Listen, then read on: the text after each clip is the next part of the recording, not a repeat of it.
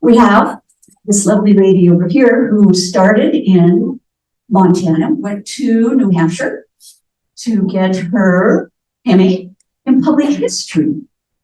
And I'm going to say, and I'm going to need to know, Sophia, ready? Etier? Yeah. Oh, okay, points for that. All right. Alrighty. Hi, everybody. My name is Sophia. Thank you for coming to my presentation. This presentation I essentially derived off of my graduate thesis that I completed for my MA in public history. The full thesis looked at the civil development of the restricted districts in Western Montana and their contribution to state economics, built environments, and present urban landscapes. So essentially looking at how many ostracized districts actually contributed to how we see Montana today. I also looked at the aid these districts played in the urban and civil development of Montana from territory to statehood. So while most of the restricted districts' history has been kind of censored, there's actually large portions of research that support that without these districts, Montana would not exist today. I also want to preface with the fact that if it sounds like I give tours, it's because I do. So if I sound a lot like a tour guide, there's probably a reason for that. I recently this summer with Unseen Missoula created a tour program called Carnal Enterprises that looks at the restricted district in Missoula. Hopefully we'll be having a tour program for Hamilton, but that is in the works. So when you think of red light district, what do you think of? Primarily, it's thought that red light districts were just prostitutes, working women, painted ladies, soiled doves. They went by multiple names. The districts also went by multiple names, Devil's Additions, Twilight Zones, my favorite, Devil's Pits. They just didn't want to call them restricted districts or red light districts. Essentially, in Montana during this time period, you had the acceptable society, and then you had the twilight society. A lot of times in Montana history, we recognize multiple members of these red light districts. Primarily Chicago Josephine Hensley from Helena. There's also Eleanor Dumont, who operated out of Fort Benton and Virginia City, also went by her nickname Madam Mustache. And then the other picture you see is thought to be working women in Miles City with potential customers. But the red light term is actually not as inclusive as the nature of these districts actually were. Red light districts, or now as I term them, restricted districts, were much more diverse than previously acknowledged. These districts were often home to African Americans moving west in search of autonomy and freedom. Chinese laborers looking to establish themselves outside the Qing dynasty, which was politically and environmentally chaotic at this point in time. Lower class industrial laborers and immigrants, as well as working women who sought freedom from conservative Victorian ideologies. I do want to mention that the key word for a lot of these communities is freedom. The one thing that's really cool about the restricted districts, as my research has found, was that these districts, even though they were ostracized by the larger society at the time, they did provide freedom for those who were fleeing from elsewhere. If you do take a look at the 1900 federal census, we do see that there is a very large African American population, typically comprised of the 24th and 25th Infantry, as well as the 9th and 10th U.S. Cavalry, which were Black units stationed primarily in Fort Missoula and Fort Harrison. We have a very large Chinese population. One of the things that my tour program goes over in Missoula is that Missoula, even though by 1940 only had one Chinese family left, At the height of the community, roughly around 1890, we see a population fluctuating between 500 and 700. So a very, very rich Chinese district. We also have a large population of Native Americans, but they kind of floated in and out of districts across the state, not wanting to settle on reservations. The first individual that I'm going to talk about today is actually an individual from Helena, Lloyd, Vernon, Graye. Lloyd, Vernon, Graye has been discussed a few times by a few different Helena historians and by the Historical Society, but I delved a little bit more into his life, and it's actually quite fascinating, more so than what's been researched at this point. Lloyd Vernon Graye was born in Topeka, Kansas in 1871 to a widowed Missouri native and stonemason Lewis Graye and an unknown mother.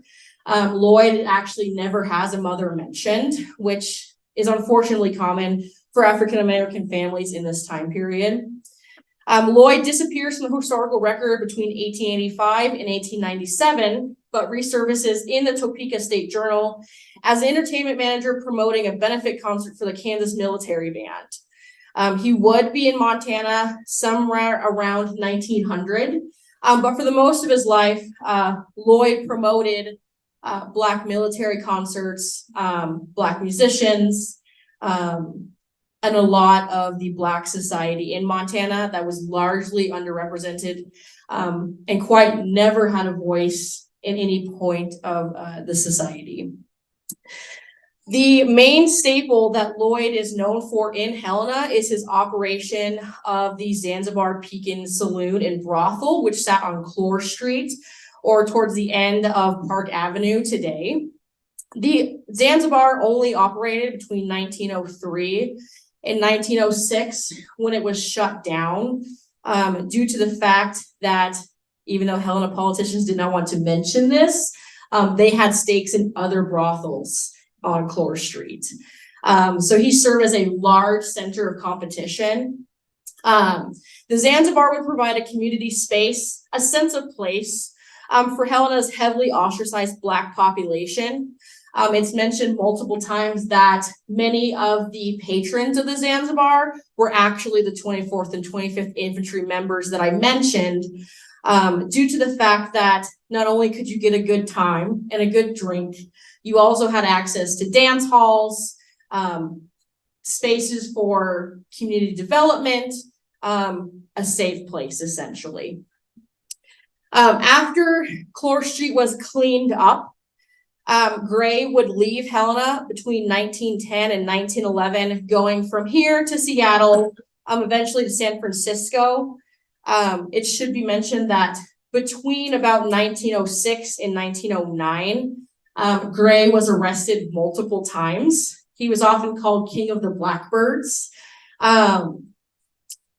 During his time between 1907 and 1909, Helena really could only stop his progress by putting him in jail.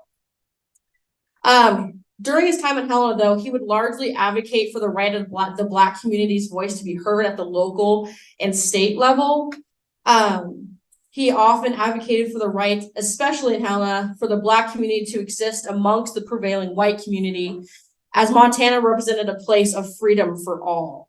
As I mentioned, much of his early work and his later work included the management of Black musicians, cakewalks, and Black society events, particularly in Kansas, Butte, and Helena. After he moved to San Francisco in 1915, Graye would establish a Black workingmen's group in San Francisco, ultimately retiring. In 1915, one of the business associates that Graye had in Helena stated that when Graye retired, it was a death to the business world. Not only was he a savvy business owner and a civil rights and political activist, Graye, as I mentioned, largely advocated for Black communities all in the American West. He briefly resurfaces during World War I, working as a patriotic concerts manager, moving back home to Topeka, Kansas between 1918 and 1919, but that is not where his story ends. In the 1920s, a New York census lists Lloyd as living in Harlem on Stryver's Row as a newspaper publisher during the Harlem Renaissance, eventually dying on July 21st, 1929, survived by his father Louis and stepmother Maria White. I would like to mention that this is the only known picture of Lloyd to exist, and it's the only known use of this picture so far in Graye's life. The next individual I'd like to mention is from Missoula, Henry Smith. Henry Smith was a member of the 25th U.S. Infantry, born in 1857 in Stevenson, Alabama, to unknown parents, presumably born into slavery, given the region, time period, and lack of records. Henry's recorded as working as a farm laborer until his enlistment with the U.S. Army on February 22nd, 1879. Smith would serve 3 enlistments with the 25th Infantry, so quite an extensive time period during the Indian Wars, re-enlisting in 1884 at Fort Snelling, Minnesota, where the 25th Infantry primarily moved in and out of. Then he was also re-enlisted in 1889 at Fort Missoula. Henry would serve with both companies I and H, primarily in Montana during this time period. It should be mentioned that Henry Smith's life is very representative of Black soldiers in Montana, roughly between 1876 and 1897. Just a little bit of background on the 24th and 25th Infantries, if you're not aware. Alongside the 9th and 10th U.S. Cavalries, the Buffalo Soldiers, as they were known in Montana, acted as mediators between the U.S. Army, Native Americans, and white settlers during this time period. The 24th and 25th U.S. Infantry actually gained the name Buffalo Soldiers due to interactions with Native Americans during this time period, actually due to their hair, which is pretty interesting. Henry worked in various positions after retiring for the Army in 1890. He would eventually move to Hamilton, Montana with his wife, Clara, where they established Hamilton's red light district. For anybody who kind of knows about the Bitterroot history, are you surprised that there was a red light district in Hamilton? It's actually, should be mentioned that essentially in every developed city in Montana, from territory to statehood, we did have a red light district. Like many Buffalo Soldiers at this time period, Henry retired to the beautiful Montana landscape, living his life to the end in Hamilton. He and his wife would build and sustain Hamilton's red light district from 1890 to its shutdown in 1917. However, they would still operate their Twilight Zone operation well into the 1930s. And it was reported by the Raleigh Republic in 1943, so upon Henry's death, that after moving to Hamilton, he had potentially written a World War I patriotic poem that garnered local and national fame. I still have not been able to find that poem. I would love to, but that could be potentially researched for next year. Henry would pass away on February 11th, 1943 at the age of 86. As I mentioned, as an Indian Wars veteran, serving with both companies I and H, earning him a place in the Buffalo Soldier history. He would not become as famous in Montana and Bitterroot history as his wife, but without him, Clara probably would not have had the opportunities that she had in Hamilton as they worked as a tremendous pair together. No known pictures exist of Henry or Clara, but that is going along with what is representative of African American history during this time period. As I mentioned, we will be talking about Clara. Clara was often nicknamed Mammy by many Hamiltonians, whether they liked her or not. I'll give you a little insight. Many did not. But Clara Goffigan Smith was born on Christmas Day, 1855 in Norfolk, Virginia. She's presumed to be a descendant of the enslaved population located on the Goffigan family plantation in Capeville, Moore, Northampton, Virginia. Her father, Spencer, was listed as living in Capeville in 1870, and is documented as an illiterate laborer and farmer. He would actually pass away in 1893. As I mentioned, no known pictures exist of Clara. She also disappears from the record between 1855 and 1889, but she does resurface on a marriage certificate to Henry at Fort Missoula in 1889. They have eventually moved to Hamilton, which was largely attracting African Americans and other 25th Infantry soldiers due to the fact that it was out of the populated, and I say populated, area of Missoula, attracting a little bit more freedom and a little bit more independence in Marcus Daly's growing town of Hamilton. Mammy's two-story brick brothel would be the only structure to survive Hamilton's 1908 restricted district fire. If you've ever heard of a madam named Mary Gleim out of Missoula, she also operated 8 houses in Hamilton. The city of Hamilton was not pleased with Gleim's presence, nor Mammy's presence in Hamilton. The city council had tried numerous times to get rid of the district. And on the evening of October 8th, the city council could again not decide how to get rid of the district, could not pass an ordinance. And so mysteriously at 2 a.m., the whole district is on fire. So you can think of why the district did catch fire, potentially to burn Mary Gleim out and push her back to Missoula. But we do see Mammy's brothel still standing as it was a brick structure. Clara also supposedly ran a wood frame boarding house that served as the Bitterroot's serviced the Bitterroot's African American population. But it too, unfortunately, was maliciously burned down in 1911. Mammy's instances with the city of Hamilton are directly representative of African American history in the Bitterroot, largely unwanted, but should be acknowledged.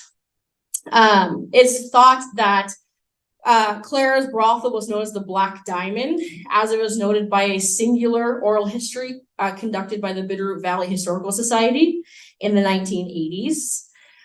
Even though the district was shut down January 1st, 1917, primarily due to the Venereal Disease Act and the U.S.'s entrance into World War I, Mammy would continue to operate her brothel well into Prohibition and past the Great Depression, often running into the same troubles that Graye ran into, multiple times in prison, multiple instances where running into issues with the law, but she prevailed.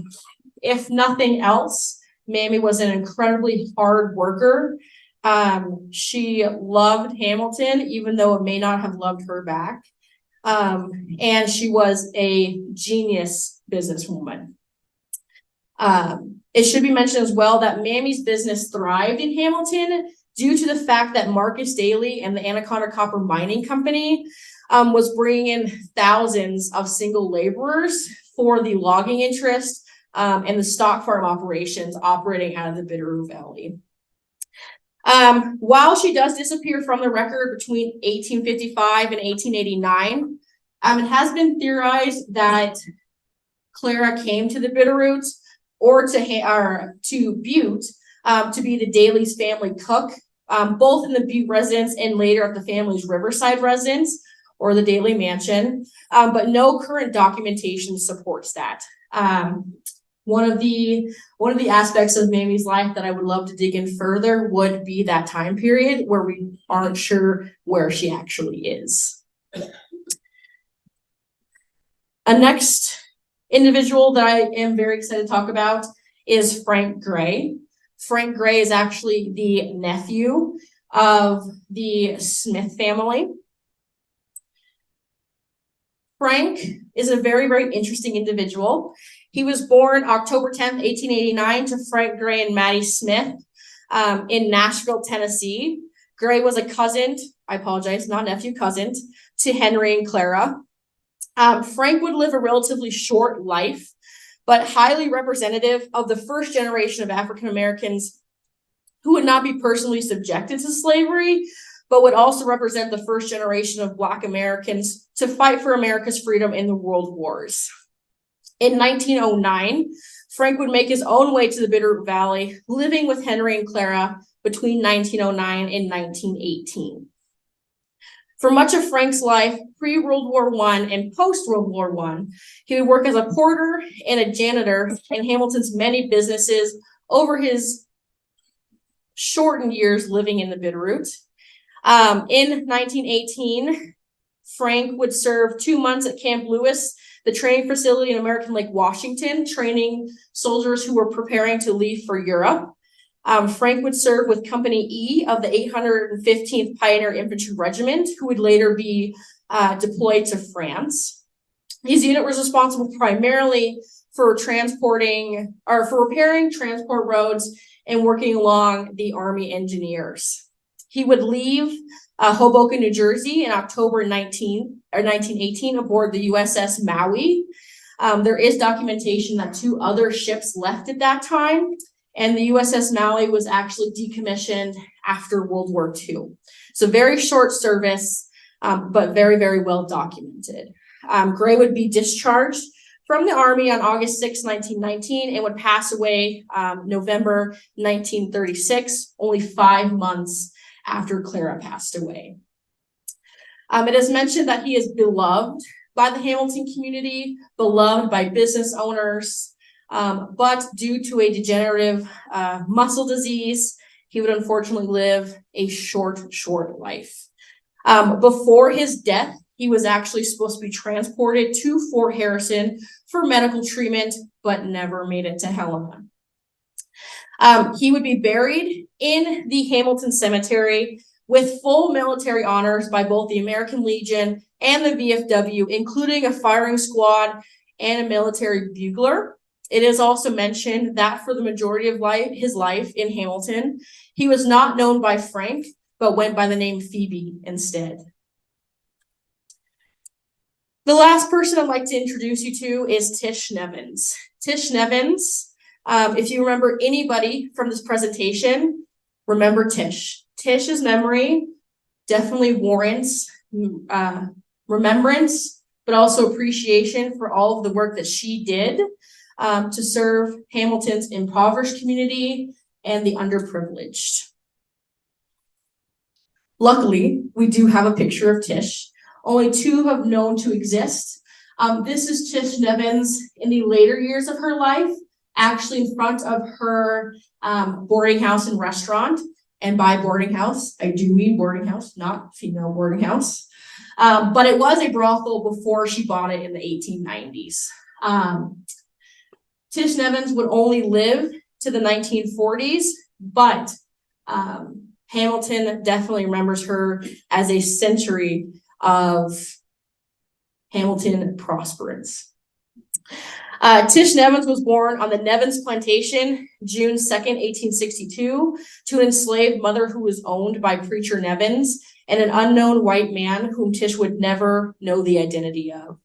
It's presumed that Tish stayed on the property of the Nevins farm with other freed slaves following the end of the Civil War until she went to work in the home of Robert and Martha Smythe in 1890 at the age of 28. The move to the Smythe home would be the move that would bring Tish out to Hamilton in the late 1890s. Acting as an adopted mother to Robert Smythe's 10 children, following the death of Martha, just 10 days after she delivered her 10th child, Tish would settle with the family in Hamilton in 1899, remaining as a domestic servant until 1908. Robert Smythe was known to have treated Tish incredibly well, paid her incredibly well, and Tish was an adopted mother to the Smythe children. After the youngest Smythe child was married, it wasn't until the last child left to home that Tish would purchase and renovate the 1893 abandoned brothel on North 4th Street, transforming it into a boarding house known for its exemplary cooking and traditional Southern hospitality. By many older Hamilton residents, it was noted that Tish's tables always dressed with crisp white linens and wildflowers, grown with always 3 different types of meats, 3 different types of vegetables, sweet potatoes and mashed potatoes, salads, breads, desserts, anything that would make your heart content and your stomach full. She was traditionally known for her Sunday chicken dinners, her buttermilk pie, and sunshine cake that I actually found both the recipes from. Hopefully I'll bring that back because it sounds very good.